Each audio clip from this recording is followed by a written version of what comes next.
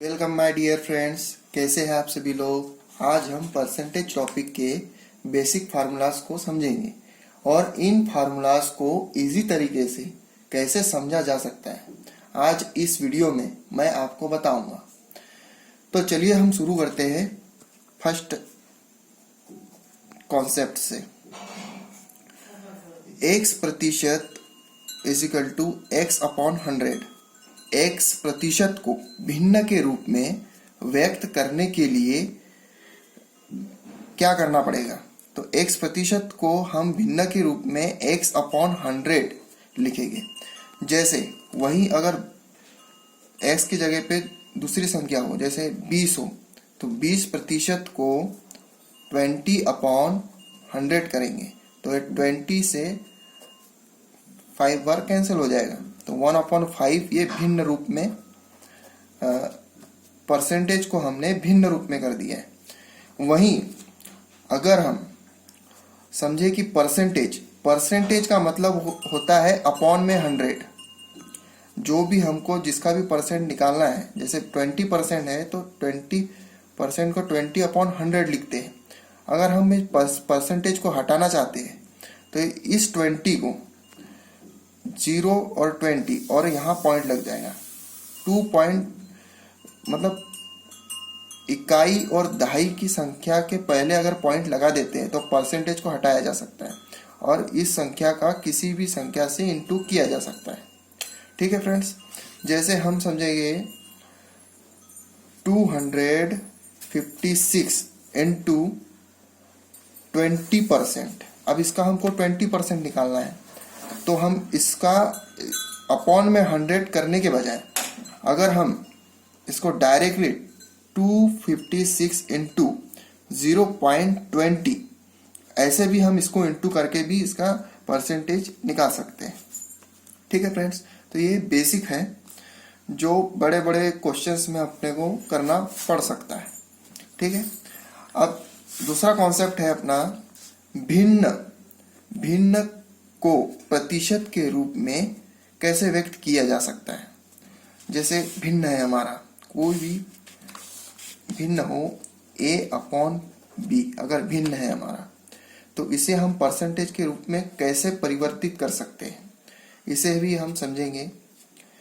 जैसे a upon b भिन्न है तो इसमें इंटू 100 का किया और परसेंटेज किया।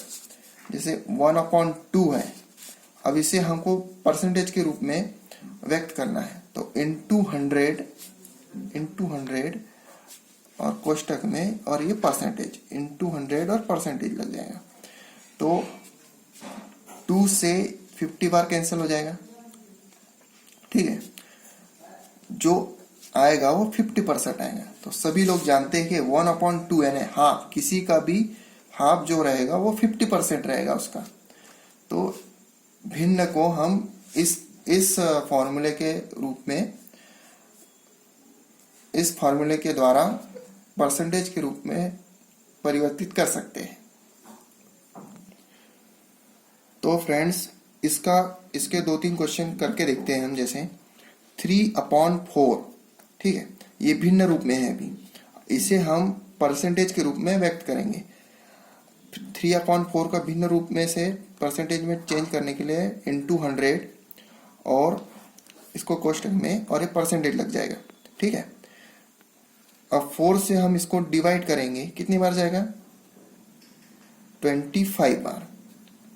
ठीक है, 25 बार जाएगा और 25 का इंटू होगा 3 से, 25 का इंटू होगा 3 से क्या? 75। तो हम जानते हैं कि 3/4 का मतलब 75% होगा। ठीक है, ये भिन्न रूप में है और ये प्रतिशत के रूप में। और एक क्वेश्चन करके देखते हैं। जैसे 4/5 है, ये भिन्न रूप में है। अभी इसको अगर हम परसेंटेज के रूप में करना चाहें तो इंटू 100 और इसमें परसेंटेज लगा दें। 5 से इसको डिवाइड करेंगे 20। ठीक है, और 20 का इंटू 4 से हो जाएगा 4 इंटू 20 और ये परसेंटेज बाहर लगा हुआ है,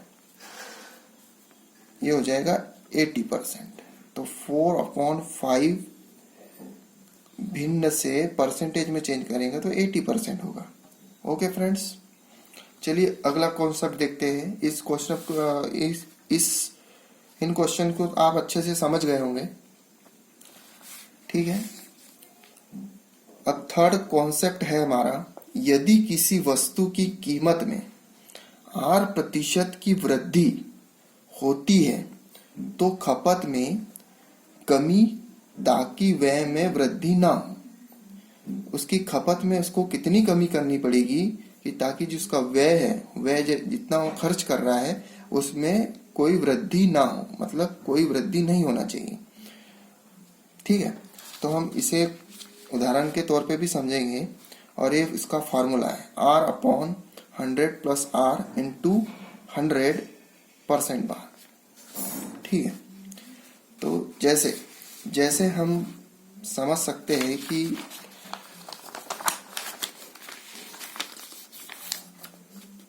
कोई वस्तु है, वस्तु की कीमत 8% से बढ़ रही है, ठीक है। तो समझ लो कोई 1000 रुपए की वस्तु है जो 8% से बढ़ रही है, मतलब 8% से बढ़ रही है मतलब कि समझ लो 10% से बढ़ रही है। हमने R की वैल्यू रखी है 10, ठीक है, 10% से बढ़ रही है तो इसकी वैल्यू क्या हो जाएगी, 10% से बढ़ रही है, इसका मतलब यहाँ 1100। अब उसने बोला है कि तो खपत में कमी ताकि व्यय में वृद्धि ना हो, तो खपत में कमी क्या हो तो व्यय में वृद्धि ना हो।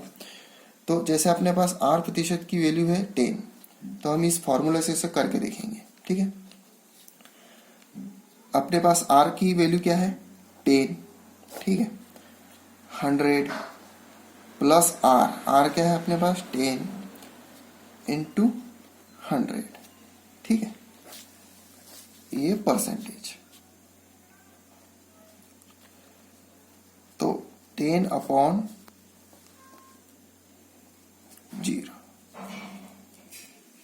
इंटू 100, ठीक है, परसेंटेज। 0 से 0 कैंसल,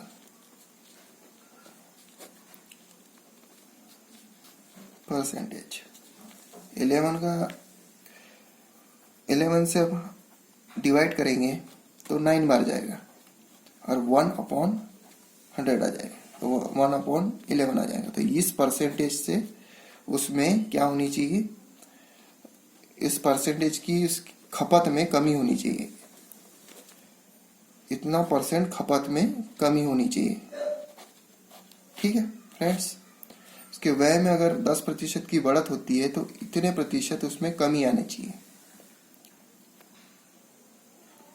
तो इसी क्वेश्चन को अगर हम फॉर्मूले के रूप में नहीं करना चाहते तो इसका दूसरा भी तरीका है। जैसे 1000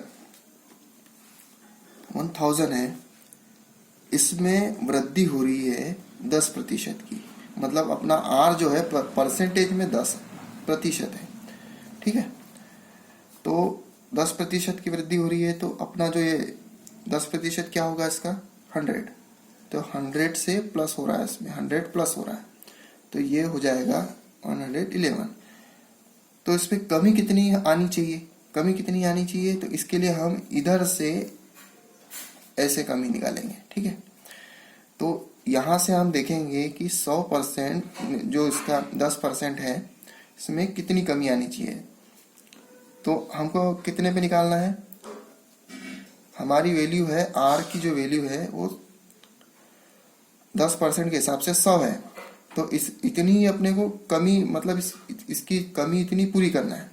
तो जो R की वैल्यू है ऊपर रखेंगे और जितना अपना बढ़ गया है उसको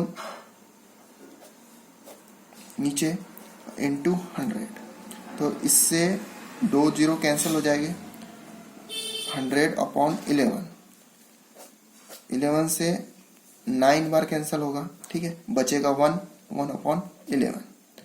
तो हमने क्या किया, हमने जो यहाँ पे जो बढ़ रहा था उसी को हमने इसमें से उसकी खपत में कमी करी है, मतलब इक्वल बराबर बराबर कर दिया, ताकि इसके व्यय में जितना खर्च कर रहा है उसमें कभी कमी या वृद्धि ना हो। इसलिए इसी 100 को हमने इस पे से परसेंटेज निकाला, तो इसका जो परसेंटेज निकला है वो 9/9 इंटू 1/11 निकला है। तो ये इसका आंसर है। चलिए फ्रेंड्स, तो हम इसको देखेंगे। यदि किसी वस्तु की कीमत में 8% की कमी होती है, अभी वृद्धि वाला देखा था हमने, अभी इसमें कमी हो रही है। 8% की किसी वस्तु में कमी होती है तो खपत में वृद्धि कितनी करें ताकि व्यय में कमी ना हो, जो व्यय कर रहा है उसमें कमी ना हो। ठीक है, तो इसे इस फॉर्मूले से हम सॉल्व करेंगे। सबसे पहले मान लीजिए कि 1000 रुपये में वो वस्तु हमने खरीदी थी और उसमें जो कमी हुई है वो 10% की कमी हुई है। ठीक है, मतलब 100 जो है हमारा कम हुआ है। हमारे पास R की वैल्यू क्या है? 10%।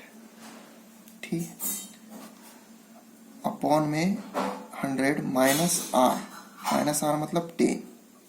ठीक है, इंटू 100।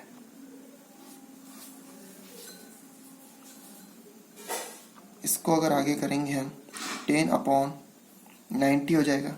100 माइनस 10 90। 1 0 से 1 0 कैंसिल। ठीक है, तब जो आंसर आएगा वो 100/9 आएगा परसेंटेज में। ये परसेंटेज में आ रहा है, हमारा वैल्यू जो है परसेंटेज में है। अभी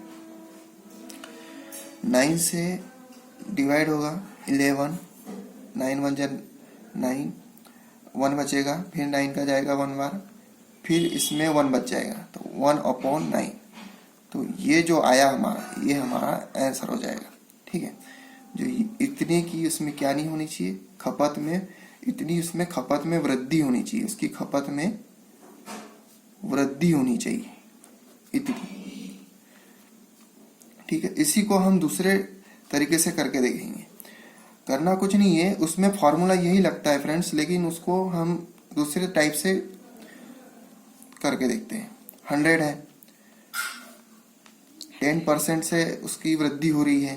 ठीक है, इसका 10% यहाँ लिख देंगे हम। ठीक है, और ये 900 हो जाएगा। ठीक है, 900 होने के बाद इसमें से हम इसे निकालेंगे, क्योंकि इसी पे से तो हम निकाल रहे हैं। यहाँ पे 9 जो परसेंटेज में है, ये परसेंटेज यहाँ 100% है। ठीक है, तो यहाँ 100% के वैल्यू के हिसाब से निकाला, और यहाँ 90% है। तो हमारा जो 10% जो बढ़त हुई है, उसी को हमने 90% से परसेंटेज में उसकी वैल्यू निकाली थी। तो अब यहाँ पे हम 10% की वैल्यू जो है हमारी घट रही है। तो कितना घट रहा है? 100 घट रहा है। ठीक है, इतनी उसमें खपत की वृद्धि होना चाहिए। ठीक है, अभी कमी हो गई, तो यहाँ से अपने को वृद्धि निकालना है। यहाँ पे कमी हो रही थी, अब यहाँ पे वृद्धि हो गई। ठीक है, तो जैसे देखते हैं हम, जैसे 100, तो 100 की अपनी क्या होनी चाहिए? वृद्धि होनी चाहिए। ठीक है, कितने पे होनी चाहिए?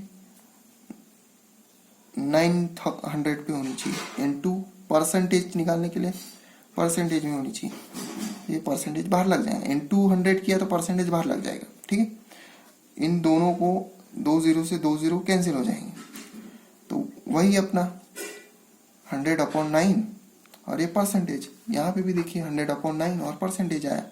ठीक है, 9 से डिवाइड होगा 1 1। ठीक है, 1/9। तो इतनी इसमें खपत में वृद्धि होनी चाहिए। ठीक है फ्रेंड्स, तो ये भी इजी है। इसमें फॉर्मूले, अगर फॉर्मूला हमें याद नहीं रहता है तो हम इस मेथड के थ्रू उसका आंसर निकाल सकते हैं। तो फ्रेंड्स, अपना अगला कॉन्सेप्ट है जनसंख्या पर। जनसंख्या किसी शहर की बढ़ती घटती है तो उसको कैसे हम निकालेंगे, इसमें हम समझेंगे। ठीक है, मान लीजिए किसी शहर की जनसंख्या अभी P है और मान लीजिए कि वह R प्रतिशत प्रति वर्ष की दर से बढ़ रही है, तो हम उसे कैसे निकालेंगे? 1 साल, 2 साल, 3 साल, 4 साल में जितनी भी जनसंख्या बढ़ती है तो उसे हम कैसे निकालेंगे, आज इस फॉर्मूले से हम समझेंगे। n वर्षों के बाद जो जनसंख्या निकलेंगी इस फॉर्मूले से निकलेंगी, p into 1 plus R upon 100 to the power n। ठीक है, इसे हम यूज करके बताएंगे अभी। तो मान लीजिए हमारे पास p है, p क्या है? 100, ठीक है, वो R प्रतिशत से बढ़ रही है। ठीक है, कितनी R प्रतिशत से बढ़ रही है, कितनी बढ़ रही है? 10% से बढ़ रही है, समझ लो। ठीक है, और ये 2 साल तक बढ़ती है 10% से। ये फर्स्ट ईयर में बढ़ेगी, ये सेकंड ईयर में बढ़ेगी। इसे हम पहले फॉर्मूले से यूज करें, p इंटू में 1 प्लस R अपॉन 100। ठीक है, और ये n की वैल्यू क्या हो जाएंगी? वह 1 और 2, n की वैल्यू 2 ईयर हो जाएंगी। और p की वैल्यू क्या है अपने पास? 100 है। ठीक है, जो आज की जनसंख्या है। और ये जो है R है अपने पास 10%। ठीक है, तो p की वैल्यू रख देंगे अपन 100, R की वैल्यू 10 रखेंगे अपॉन, और n की वैल्यू रखेंगे 2 इंटू, इसका एलसीएम लेंगे। एलसीएम लेने के बाद क्या आएगा? 110 अपॉन 100, और ये हो जाएगा स्क्वायर इसका। तो इसको हम इसके स्क्वायर को 2 बार लिख देंगे। ठीक है, 0 से दोनों 0 कैंसिल हो जाएगा, ये 2 0 से ये 2 0 कैंसिल हो जाएगा, बचेगा क्या? 11 2 बार बचेगी अपने पास, तो ये दोनों हो जाएगी। तो 121, इसको इंटू करके 121 आएगा। ठीक है फ्रेंड्स, तो ये हमारा 2 साल बाद की जनसंख्या होगी। और इसी को हम दूसरे तरीके से करेंगे, तो उसको कैसे करेंगे ये बताता हूं आपको। अपने पास 100, अपने पास, तो फ्रेंड्स हमारे पास p की वैल्यू 100 है, ये आज की वैल्यू है। ठीक है, R प्रतिशत से बढ़ रही है, R प्रतिशत से बढ़ रही है मतलब 10% से बढ़ रही है। तो 100 का 10% क्या होगा फ्रेंड्स? सिर्फ 10 होगा। तो 100 में 10% प्लस हो जाएगा, 110 आ जाएगा। तो ये 110, ये 1 साल के बाद जनसंख्या हो गई। ठीक है, उसके बाद 10% से फिर बढ़ रही है, तो 10% से फिर बढ़ी, इसका 10% क्या हो जाएगा? 11 हो जाएगा, ये 11। ठीक है, 121, तो 121 जो होगा ये हमारा 2 साल में बढ़ेंगी। तो ये जो इस मेथड से इसको इजीली आप कर सकते, इतनी प्रोग्रेस करने के बाद ये हमारा आंसर निकला था। उससे अच्छा हम इस मेथड से करें तो और भी स्पीड से हम कर सकते हैं क्वेश्चन को। ठीक है फ्रेंड्स, तो फ्रेंड्स अभी हमने जो है जनसंख्या बढ़ती, अब हम जनसंख्या n साल पहले की जनसंख्या को निकालेंगे इस फॉर्मूले से। ठीक है फ्रेंड्स, तो इस फॉर्मूले से हम जनसंख्या जो बढ़ चुकी है, तो अगर हम पास्ट में जाते हैं जनसंख्या में, तो पास्ट में जाएंगे तो पास्ट वाली जनसंख्या को हम कैसे निकाल सकते हैं इसे हम जानेंगे। ठीक है, तो सबसे पहले हम देखते हैं हमारे पास जनसंख्या कितनी थी? 100। ये जनसंख्या अपने पास थी। ठीक है फ्रेंड्स, तो हमने इसमें क्या किया था?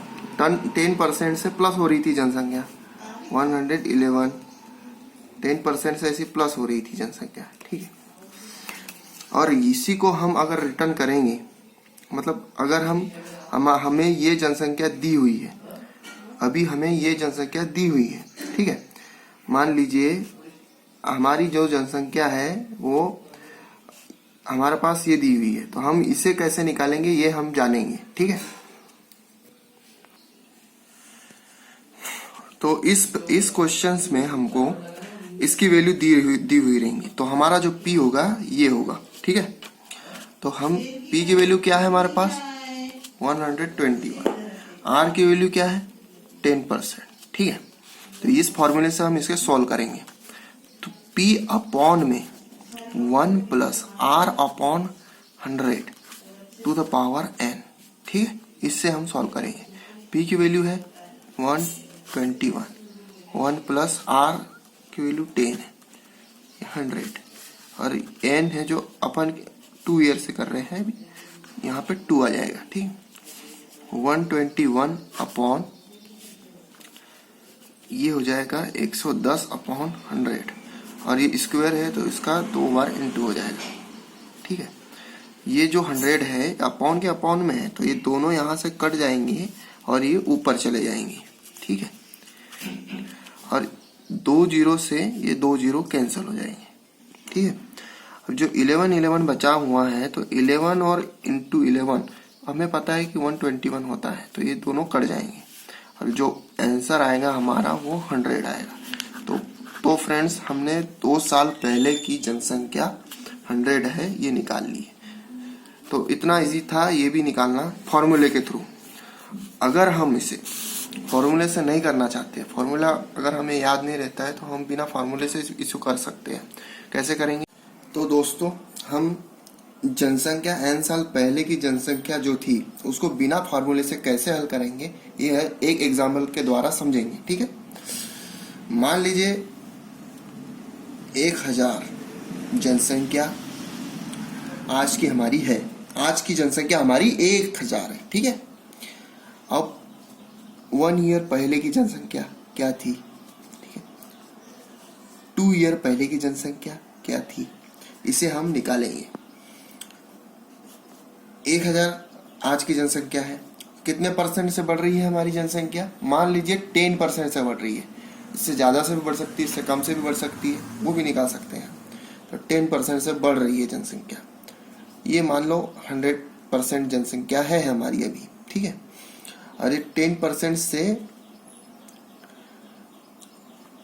अब पहले की जनसंख्या निकाल रही है, इसका मतलब अभी जनसंख्या बढ़ रही थी, लेकिन हम 1 साल पहले की जनसंख्या निकाल रहे हैं, तो हमें क्या करना पड़ेगा? 10% से माइनस करना पड़ेगा जनसंख्या, क्योंकि इससे पहले की जो संख्या थी, जनसंख्या जो थी वो ज़्यादा थी, इससे पहले की जो जनसंख्या थी वो कम थी, और अब आज की जनसंख्या बढ़ चुकी है। ठीक है, तो हम 2 साल पहले की जनसंख्या निकाल रहे हैं, तो 10% से माइनस होगा, यहाँ पे भी 10% से माइनस होगा। ठीक है, 100 में से 10% माइनस होगा, 90% हो जाएगा। इसे हम रेशो में कन्वर्ट कर देते हैं, ये जाएगा 10x हो जाएगा, ये 9x हो जाएगा। ठीक है, 100 से 10x की वैल्यू 100 है, तो इसमें x की वैल्यू क्या हो जाएगी?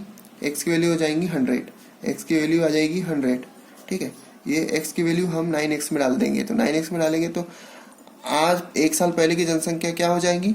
900 हो जाएगी। ठीक है, अब ये जो है ये 100% हो जाएगी। ठीक है, अपनी जगह पे, और ये 10% से माइनस हो रहा है, तो 90% हो जाएगा। ये भी वही रेशियो बनेगा, इसका भी ये रेशियो बन जाएगा। रेशियो बनने के बाद में अब यहाँ से हम 10x की वैल्यू क्या है? 900, तो x की वैल्यू क्या निकल जाएंगी? x की वैल्यू निकल जाएगी यहाँ से 10x की वैल्यू है 900, तो x की वैल्यू क्या हो जाएगी? 1 0 से 1 0 कैंसिल हो जाएंगे, x की वैल्यू जो 90 आ जाएगी। ठीक है, और 90 आ जाएगी, तो 9x में x की वैल्यू डाल देंगे, तो क्या हो जाएगी? 9 इंटू 90, 810, 810। 2 साल पहले की जनसंख्या जो थी हमारी वो थी 810। ठीक है फ्रेंड्स, अगर इसे हम दूसरे टाइप से करना चाहें तो कैसे कर सकते हैं? मान लीजिए ये जनसंख्या जो है, अभी आज की जो जनसंख्या है वो जो 100% है। ठीक है, और 2 साल पहले की निकालनी है, तो 2 साल पहले की हमें निकालनी है, 1 साल पहले की हो गई है, 2 साल पहले की हो गई। ठीक है, 10% से जनसंख्या हमारी बढ़ रही है, जनसंख्या हमारी बढ़ रही है, लेकिन उसे 2 पहले की निकालना है, इसलिए हम माइनस कर रहे हैं। ठीक है, तो पहले की निकालेंगे तो जनसंख्या की कमी होती है पहले। जैसे मान लीजिए ये 2010 की जनसंख्या है, 2009 में वो जनसंख्या कम रही होगी, 2008 में वो जनसंख्या कम रही होगी, तो 2009 की जनसंख्या निकालेंगे हम, तो ये 90% हो जाएगा। ठीक है, तो वैसे ही जैसे हमने यहाँ पे किया था, ये 10% माइनस होगा तो ये 90% हो जाएगा यहाँ पे, ठीक है। और इस 10 यहाँ से इसका 10% क्या होगा, 9 होगा, तो 9 इसमें से माइनस हो जाएगा, तो यहाँ पे 81% आ जाएगा। तो ये जो 81% है 2 साल पहले की जनसंख्या थी। अब ये जो है 100% है हमारी जनसंख्या, तो ये 1000 में 81% का इंटू कर देंगे, ठीक है। तो 1000 इंटू 81% कर देंगे। परसेंटेज का मतलब ही होता है कि दो संख्या पीछे, मतलब इकाई दहाई जब दो संख्या छोड़ के पॉइंट लग जाता है, ठीक है। तो हम यहाँ से परसेंट की जगह पे 2 जीरो काट देते हैं, 2 जीरो काट देंगे, परसेंट हट जाएगा, ठीक है। क्योंकि परसेंटेज का मतलब होता है कोई भी संख्या हो, जैसे 2% लिखा हुआ है तो 2% को हम 2/100 करते हैं। तो उसे हम डायरेक्टली अगर करना चाहे तो जैसे इसे क्या लिखना पड़ेगा, हमें ऐसे लिखना पड़ेगा। तो उस ये 100 अगर नीचे आता तो 2 जीरो ऐसे भी कट जाते हैं, इसलिए परसेंटेज को ही हटा दो और 2 जीरो काट दो, ठीक है। 81 इंटू 10 तो 810, ये हमारा आंसर आ जाएगा। ऐसे मेथड से भी हम उसे कर सकते हैं, ठीक है फ्रेंड्स। ऐसे ही आगे वाला कॉन्सेप्ट हमारा जो है मूल्यह्रास का, मूल्यह्रास में भी इसी फॉर्मूले का यूज करके हम इसे कर सकते हैं, ठीक है। तो किसी मशीन का जो भी मशीन है उसकी वैल्यू हमेशा दिन प्रतिदिन कम होते जाती है, क्योंकि मशीनों का कुछ ना कुछ खराब होते रहता